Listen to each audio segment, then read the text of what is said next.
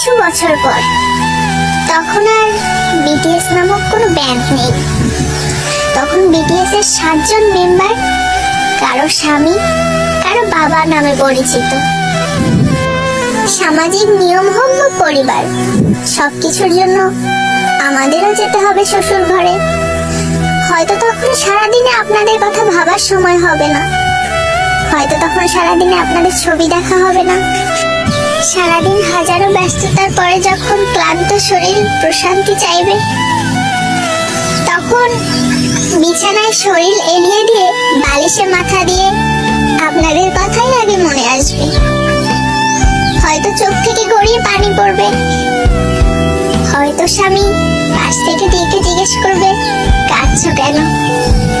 বুকে পাথর রেখে আর মুখে সত্য লুকিয়ে বলতে হবে হয়তো বাবা মায়ের জন্য মন খারাপ করছে। আড়ালে হোক, আপনারা আমাদের মনে সারা জীবন থেকে যাবেন।